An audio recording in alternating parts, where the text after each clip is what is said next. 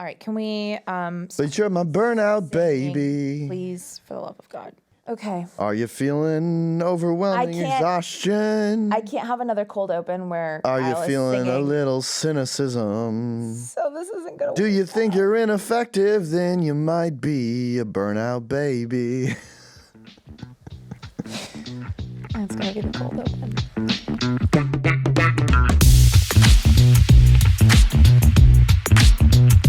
What's up, everyone? Welcome to Per My Last Email, the show where we give you the hot takes and tactics to navigate work life. My name is Kyle Hagee. And I'm Kaila Lopez. And today we have a very special episode. But before I tell you what that special episode is, Kayla, I have a very important announcement for our listeners. Okay, let's hear it. That is, we want your voice notes. Yes. So go to Per My Last Email at morningbrew.com, send us your voice notes, and you might even get featured on a podcast. And it's this podcast, breaking news. This specific podcast. Well, what should they send voice notes about? That is a very important detail. Send us work situations that you're, having a tough time grappling with, thoughts on future episodes, whatever it might be related to the podcast. Yeah. Please make them good. Or if you have any good gossip, Yeah, just general gossip send it about to your us. life. Send I just want to know. Yes. Why not? Per my last email at morningbrew.com. We'll see you in the inbox. But let's get to today's episode. And we're covering, I think, a really important topic, and that is burnout. Yes. Very excited about this episode because I think there's a lot of misconceptions about what it is, how you might go about tackling it. And so we have a banger of an episode for you I think today. so. I think we do. So my first question for you is... starting with the questions. Yeah, why not? Burnout feels like a really buzzy term right now. Yes. It feels like everyone is talking about how they're burned out or how burnout is an issue, blah, blah, blah. Yeah. I feel like literally everyone says they're burned out. 100% of Everyone. people. I have not talked to a single person who's like, nah, I feel great. Yeah, we either need to redefine this or we're abusing this word. Well, which is my exact question. Okay. Do you think the term burnout is overused or overhyped? Yeah, I definitely think it's overused. I think when people are just tired or they're having a little snafu at work or their boss tells them to do something, they're like, oh my gosh, I'm so burned out. And it's not like it's not like they're saying something that isn't important. They might actually have a problem, but I just think burnout, as we'll talk about, is actually a very specific term that has specific symptoms. And by saying everything is burnout, it kind of makes it so nothing is burned out. And I would hate for someone to think they're burned out, but they actually don't qualify. And then they're deploying tactics that aren't going to help them get through whatever they're getting through. Yeah. It's kind of like the word toxic. We've talked about this before. It's like, okay, everything is not toxic. And if you use that word, it kind of loses meaning when it actually is serious. Right. So yeah, I definitely think it's overused. Yeah. What about you? Yeah, I think that burnout right now is a very convenient umbrella term. Yeah. And it's it just means I'm tired or I'm not liking my job very much. I've been sitting too long today. Right, which is totally fair, but I don't think that that's burnout. I think burnout when this is a serious problem that is going to take weeks, if not months, to recover from. Yeah. And that has wide-reaching implications for your career, and something that should be avoided at all costs, if possible. Yeah, and I think part one of solving anything is defining what you're actually experiencing, and I think that's where using burnout for everything, it kind of obfuscates the actual point you're trying to solve. I have a question back for you. Okay. When in your career have you experienced the worst burnout, if you've experienced it at all? Well, not to trigger terrible memories. I don't know why I was I'm not going to have to talk about this. Let's not think about it. Okay, so I would say, and we can talk about this a little bit more, so I'll give you the spark notes first. Yep. Is probably the last year of working at Morning Brew Learning. Yeah. Was the most burned out that I've ever felt, to the point where I don't know that I've even mentioned this. I was looking. I was probably 3 or 4 months away from looking for a new job. Oh, so you weren't looking, but you were 3 or 4 months away from looking. I was prepared to start looking. No, I'm serious. Yeah. I hadn't taken any Austin interviews. is listening, so No. I was close to looking, but I wasn't. But I'm serious. It's true. I hadn't even thought about what I wanted to do next or anything like that. But I was prepared to start. Yeah.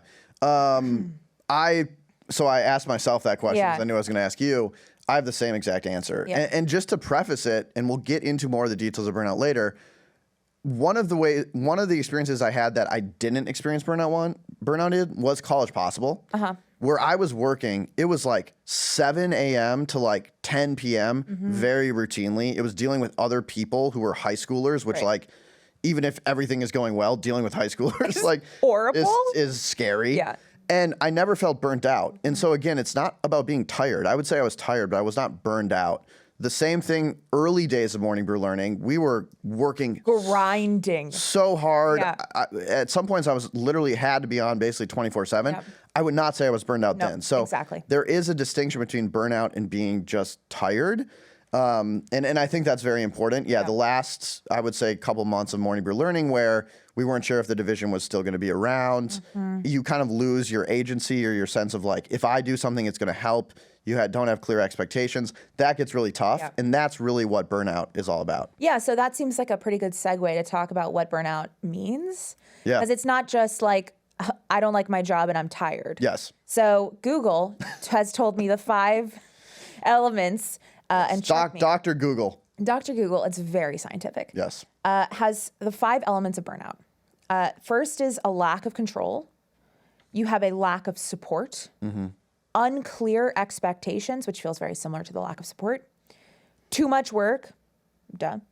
And feeling undervalued. Yeah. So those are the 5 elements that kind of make up burnout. And I think that's very important. What you're saying is if you could have 2 of those, still a problem, not burnout. You could have 4, still a problem, not burnout. It's when you have all 5 that you're going to experience kind of this like psychological state of burnout, which has symptoms and then has tactics to get around that. Yeah. So it's important. If I was listening, I would be like, okay, on the checklist, am I actually burned out? Going down those 5 and seeing if you fit all of them.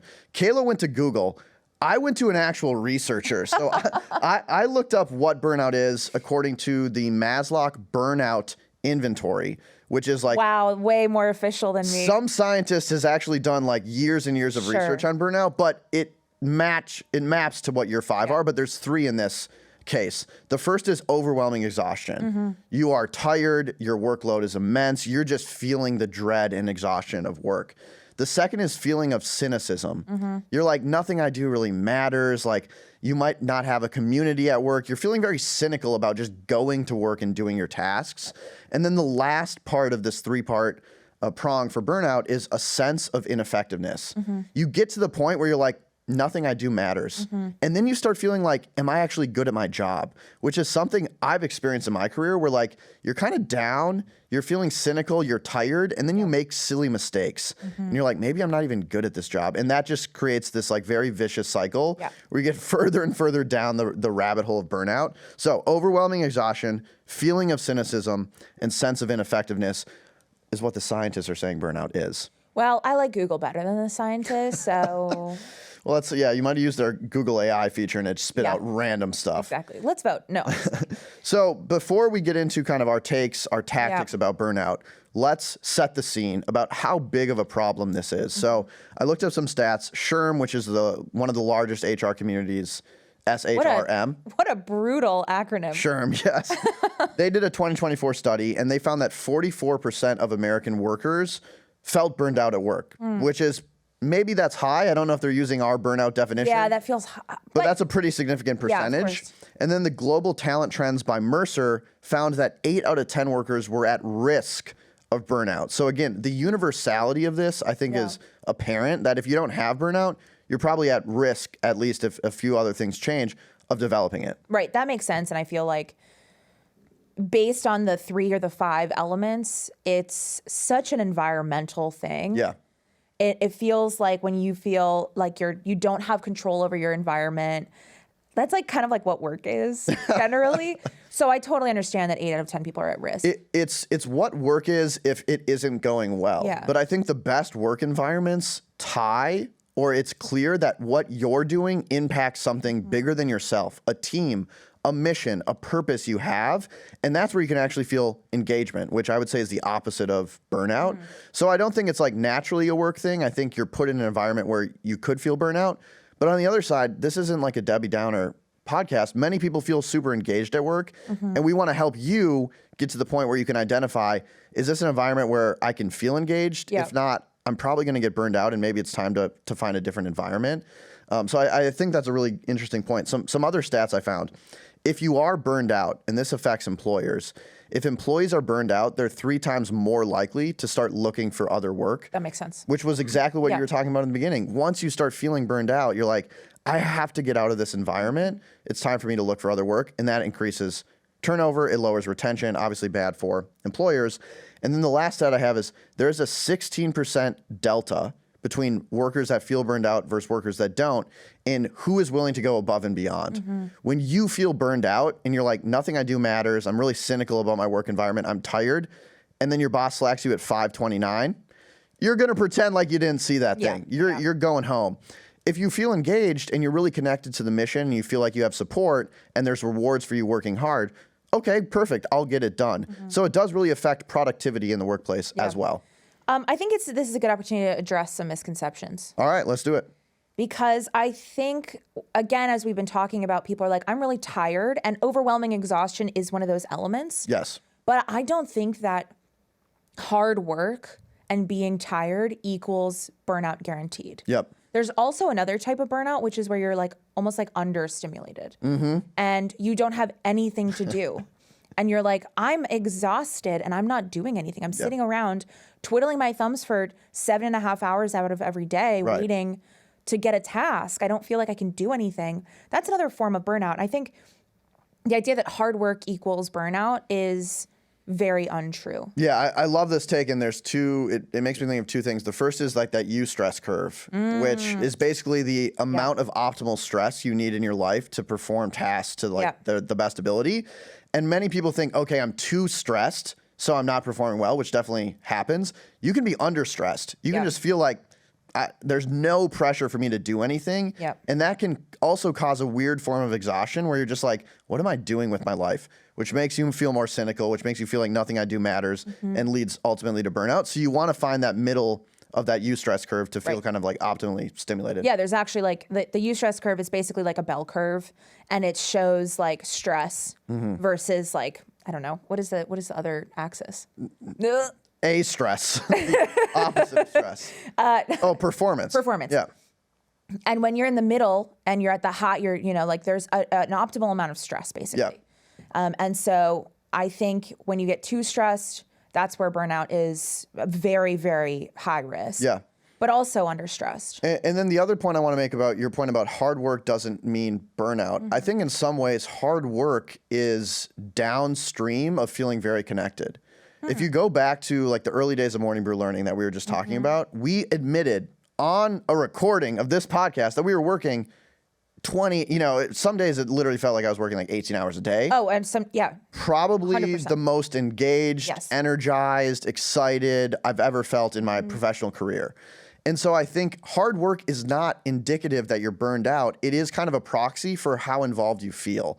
If you don't feel connected to the mission and you're working hard, that's where exhaustion sets in. But every day I would wake up, I was tired, but I was really energized. So I would not use simply hard work as a proxy for burnout. I think that's a great misconception you bring up. And similarly, like earlier in my career when I was working in finance and I was working long hours and hard work was expected, I didn't feel connected to the mission, but I also wasn't burned out.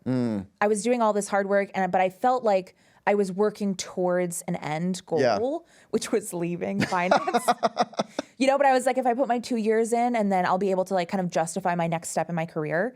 And I think even though I was working really hard, I had clear expectations. I had actually support. I didn't have that much control, but I also felt kind of undervalued, but like it doesn't matter that was like the expectation. So I wasn't burnt out at all. You had some of the symptoms, but not all of them. And so I think this is a great point. Like you kind of do need to check all the boxes if you really want to say like, I have burnout and here's how I'd go about solving it. Also, I think in a position like that, you were doing really great work that kind of had a tangible result. And so I think that's another way where you're seeing kind of the fruits of your labor. Yeah. At least like I did something, someone read this report. Yeah. Great. I don't know anything about finance, so that could be wrong, but no, that's it's my true. Or like I perception. made a model from scratch. It used to be just blank cells and now it's like numbers and stuff. Thrilling. Very It actually stuff. was very thrilling to do a good model. But I think another misconception of burnout is that it's easy to bounce back. When we're talking about like the actual true burnout, it's not just like, I just need to take 3 days off, because This is such a good point. Just you're tired, a break is enough. But if it's all of these elements where you're feeling cynical, you're feeling exhausted, you feel like your work doesn't matter, you can't just like, I'm just gonna pencil this in. Like it's not like, oh, I'm gonna address this when it's convenient for me. Yeah. It's like, this is a dire situation that you have to address, and it's not going to be a quick fix. Yeah. You might have just won the best take of this podcast. Oh, great. I'm giving you that award. I love this part, and I think it actually triggers to me like a test that you could do to see if you're burned out, which is like, take a vacation, take a week off, take 3 days off. When you come back, are you recharged and re-energized and excited to go? If so, you were just tired. Yeah. You got your break. Everyone gets tired. Perfect. If you come back after a vacation and you're like, I'm still exhausted, I'm dreading going back to work, I don't know how my work even impacts anything at this company, you're not tired, you're burned out. And that's where you have to start deploying different tactics to get around that. So I think that's a really, really strong tactic and point you bring up. I think it's also like on Instagram and stuff, people are like, oh yeah, I'm just gonna schedule in my burnout recovery for 2 p.m. on a Saturday. It's like, no, girl, you gotta like take some That's time. so funny. I'm not on Instagram, so Kaila just tells me cool stuff that happens on Instagram, takes all the credit herself, and I'm like, you're so smart. This is amazing. My other misconception that I think is really important for you all to hear is people think burnout is a problem with them. Or it's like an individual problem, that you're just someone who gets burned out and it's a you problem. They've done a ton of meta-analysis on all these different burnout studies. And what they found is it is a social problem. Yeah. Burnout is you being in an environment that is not conducive to like how you want to show up in the world. And when you talk about recovery from burnout, they were like, we know 2 things about burnout in these meta-analysis. The first is minor interventions don't fix burnout. Going on a 3-day vacation won't fix burnout. Meditating for 15 minutes at night, great, you're zen, not gonna fix burnout. Yeah. The second thing they know is when you leave the environment that's causing burnout, after about like 2 months, you're back to normal. Yeah. It is not a prolonged thing. So if you are feeling burned out and you're like in a dark place and you're like, I'm just gonna feel exhausted forever, trust me, you're not. You just have to find a way to get out of the environment or fix the environment you're in that's causing burnout. It's not a you problem, it's an environmental problem. Yeah, but it also feels like very much a you problem within an environmental problem. You know what I mean? Because yes, it's all of those things that you just said are true, but also like you're the one feeling it and you know that you have to remove yourself from a situation.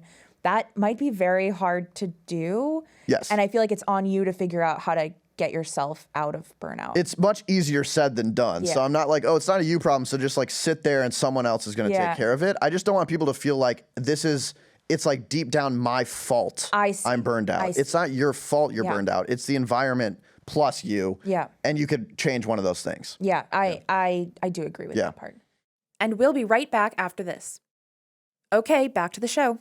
Any other misconceptions you think are out there about burnout? You know, okay, so I think that when I picture burnout and the solution for burnout, I'm like, okay, lack of control. I want to take control of my environment. I want to take control of my situation. What does that?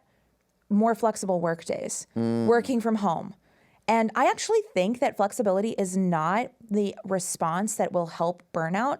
I think it might be contributing to burnout. Okay. Say more. I like this. Because I think that flexibility means that you can work whenever. It also means that you may work whenever. Yeah. So it's like 8 p.m. Like just yesterday, I finished my work at probably like 4:30. And so I signed off. I like went to the gym. I came back and then I was online like tinkering around and checking stuff until like 7:45. Yeah. And I did not have to do that at all. If I had stronger boundaries and if I was at risk of burnout now and I was still doing that stuff, I would feel like the work is never ending. I have no boundaries with work. It's always on my mind. And I think that flexibility of I can work whenever makes burnout worse. It's interesting. I half agree. I do think that with remote work, you can work anywhere at any time. And so that could, if you go back to these 3 prongs, that could lead to overwhelming exhaustion because you're just working more. But I think when I look at you, I don't get the sense you're burned out in your current role. Yeah. Even if you're doing that occasionally, because maybe that's just one thing, but you also need that feeling of cynicism.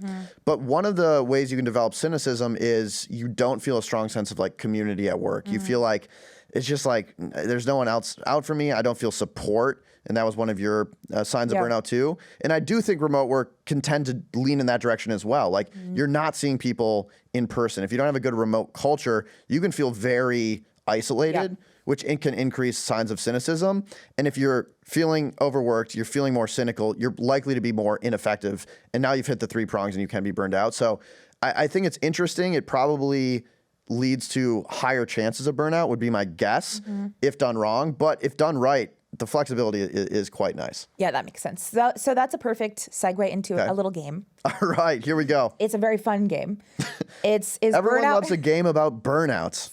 Is burnout more likely if? Okay. So we just actually talked about the first one, which was remote versus in office. Yeah. So let's skip that one, but I have 3 others. Is burnout more likely if you are a solo worker, like a freelancer or a solopreneur or something like that, or if you're in a big team? Way more likely if you're a solopreneur, I would say. I mean, talk about exhaustion. Everything is on you. Yep. So if a bunch of demands come in, like no one else is going to solve that for you. I think ineffectiveness, if the business isn't going well, you don't have anyone else to blame. You created everything. And then cynicism, I think, can easily be developed in isolation. So I think you're at more of a risk. And if I was a solopreneur, I would find a community of other solopreneurs to talk about these struggles with to avoid at least one of those symptoms of burnout. Yeah, I like that. And on the flip side, though, I do think that if you're on your own, like you're a freelancer or you're, a solo founder, that you do have a little bit more opportunity to take the time that you need without needing to justify that. That being said, you still need to make money. So I don't know how flexible you actually are. Yeah. But I do agree with you. If you're a solopreneur, it's not paid time off. Yeah. It's unpaid time off. It's only TO. Okay, so next one, is burnout more likely if you work at a startup or at a big company? Oh, this is such a good question. I would say for the most part, maybe a hot take, it's less likely at a startup in my mind. The reason being, I think when you join a startup, there's clear expectations of how hard you're going to have to work. So you're kind of opting into a lot of workload, but I find that when you're working at a startup, you feel a really strong sense of purpose. You're joining a startup early stage. You don't know if it's going to work. You probably are attached to the mission in some capacity. And you feel a high sense of efficacy and effectiveness because you have so much agency. You're doing like 8 jobs. Yeah. At a big company, I think it's very easy to feel like I'm not sure how what I do is connected to the mission at all.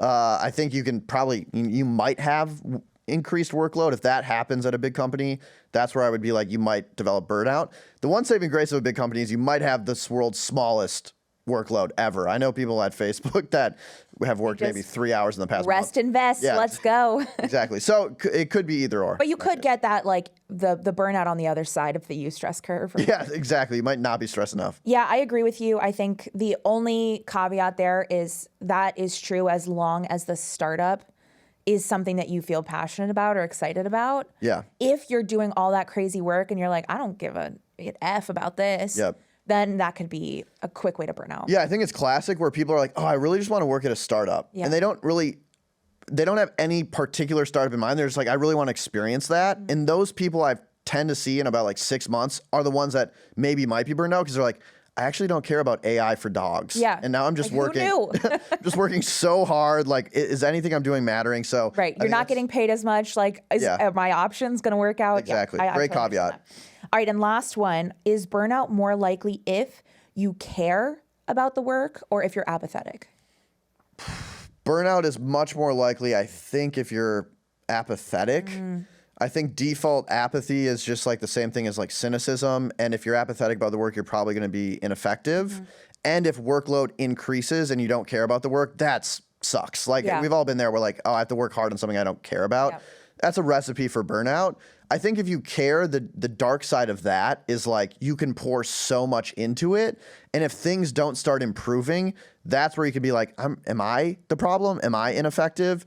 And we know that's one of the signs of burnout. So again, all these are very nuanced, but I would rather care than be apathetic. Yeah, I agree with that. But I do think that with apathy, I think you're probably less likely to burn out personally because you've set those boundaries early. And so you may feel like you don't really care about the work and you're not attached to it, but at least you're not like overworking. If you get a lack of support, it's not like, oh, I really want to be effective and it's not happening. Yeah. I think with us, like as we talked about at the beginning, the Morning Brew Learning burnout that, as you mentioned, we both experienced was because we cared about the work so much. Yeah. And it kind of felt like we were like, sprinting, I'll say for me, it felt like I was like sprinting as hard as possible on a treadmill, like trying to reach something that was like just out of reach. Yeah. And I think that was really hard. And that's what made me feel more burned out towards the end. Yeah. So I was like, I care so much about this. And yet I feel like the expectation, like I don't know what I'm reaching for and I'm not getting there. And that was very, very hard. I think it's a really good call out. And I had a call with a friend recently and I actually did have a call with a friend. This isn't like some podcasting hack where you're like, I want to say something, but I'm just friend. I had a call with a friend who has an early stage startup and they're running it and they feel exactly how you felt. They've been like, I have been working so hard. Yeah. I've sacrificed money. I've sacrificed prestige and I'm feeling like we're not making it. So I'm exhausted from the workload. Yeah. I'm starting to get cynical. Like I'm starting to not like my coworkers because I'm like, so work harder. Like, why isn't this working? And like, you start kind of feeling really negative. Mm-hmm. And then also they were like, or is it me? Was I more confident and I'm actually an ineffective person? So they literally, now that I'm thinking about it, exhibited all the signs of the burnout. And it's apparent when you're talking to someone, they're just like really down. Yeah. They're tired. They're cynical. And I think it's really important to get out of that environment if you're experiencing it. Yeah, I 100% agree. This feels like a great way to transition into some tactics. Boom. Look at that segue. Let's talk tactics. Kayla, if someone wants to identify if they're burned out, if they're feeling burnout, what tactics do you have for them to overcome that? I think the first thing is to identify which of those elements you're feeling the strongest and tackle that first. The reality is if you're truly burned out, you probably need to change something drastic, like things are not working out. And that's probably why you're 3x more likely to switch jobs. Right. Because you're like, nothing is working, I need to leave. Yep. But if you're not exactly at that like breaking point yet, figuring out what is causing these feelings of burnout. Is it the lack of control? Is it the lack of support? Feeling undervalued, not understanding the expectations that are put upon you. Yep. Or just too much work. Figuring out what are the top 1 or 2 elements and how can you address those immediately? Mm-hmm. Kind of like triage, basically like put the tourniquet on, make sure the bleeding is stopped, and then you can kind of start to like heal a little bit. Yeah. And I think that can look different for every person, but that's like the number one thing that you can do. I think those are great tactics. I want to give a quick shout out before I give my tactics to this website called Common Cog. And it's a great website for like business knowledge, but they have an ebook on burnout. Okay. Everything I said, I just ripped from that. Great. So go check it out. If you liked what I said, you can still give me credit. If you didn't like what I said, it's Common Cog's fault. But seriously, there's some great resources in there. So I want to reiterate 2 points before I go into my tactics. The first is, again, they've done meta-analyses on all these burnout studies. And I want to reiterate, individual interventions that are like micro-interventions will not solve burnout. You can't meditate burnout away. Yeah. You can't just sleep more and achieve peace with burnout because it's multi-pronged and it's an environmental issue, not just an individual issue. The second is when removed from the environment, everyone recovers eventually from burnout. So I just want to set the scene there. Okay, my tactics are simply breaking down the 3 prongs of burnout. So the first one is overwhelming exhaustion. If you're feeling overwhelming exhaustion, how do you fix that? Try to get more sleep, set better boundaries, eat some broccoli or something. Like try to get a little healthier, try to sleep more. We know how important that is. You're disagreeing. You were just like, micro interventions don't work. Have you considered micro interventions? No. Hear me out. Hear me out. Micro interventions don't work to solve burnout. Yeah. Micro interventions might fix exhaustion, but that's just one prong of burnout. Yep. So if you're trying to tackle that prong, then do those. The next one is cynicism at work, or just feeling very like down about like the culture and the team. You need to develop community at work. Have some close coworker friends. Try to find, more civility, talk to your coworkers, have tough conversations with your manager. Try to feel more connected at work and see if that solves the problem. And then the last prong was ineffectiveness. And this, I think, is twofold. One is like doing self-reflection about how you're doing. Do you understand how the work you are completing ladders up to the mission of the company? That'll help you feel more effective. But the other thing is a cultural thing as well. Does your company have effective performance review cycles? Are you getting feedback from your boss that helps you say, okay, I'm doing well here, I'm not doing well here, but I know how to improve? That will help you overcome ineffectiveness. And so taking that checklist, overwhelming exhaustion, cynicism, and ineffectiveness, if you're suffering from all three, you're gonna have to deploy a lot of tactics. If you're suffering from just one of those, good news, you're not burned out, and I would follow just those individual tactics in those buckets to overcome that. Yeah, you may not be burned out, but you may be on the path also. So do what you need to and start, like, it really does take a long time. You said 2 months to get back to normal. Yeah. Like, that's not something that you can just figure out in a day. Yeah. So those are like the warning signs. If you see one or two of those elements, start acting, because once that third element hits, it's going to be really hard to bounce back from that. Yeah, and I'll leave with this note is, we both talked about times we felt burned out, and they were both actually at Morning Brew for a decent period of time. I don't know, 2 to 4 months, something like that. And now we're at Morning Brew, and I literally have never been more engaged, more excited, more happy, and feeling engaged, which they say is the opposite of burnout. So we've talked a lot about changing your environment. That doesn't mean necessarily you have to change your job. That might just be like moving into a new role, getting clear expectations with managers, like helping HR, bring people together so you can avoid feelings of cynicism. So this isn't like, oh, you're burned out, quit immediately. Yeah. Do what you can inside of the company you're at, if you still like that company overall, to avoid this. But then yes, ultimately, if you're still feeling burned out, the number one solve for burnout is to change the environment. Either change that at the company you're at or find a new company. It will get better. You will be engaged, and you'll get back to crushing it. That sounds like a great way to wrap it up. Should we roll the credits? Let's roll the credits. Our producer is Michaela Heck. Our technical director is Uchenna Ogu. Paige Finneran is an account manager. And our chief content officer is Devin Emery. This show is a production of Morning Brew. Thanks for listening, and we'll see you next week. See you later, y'all.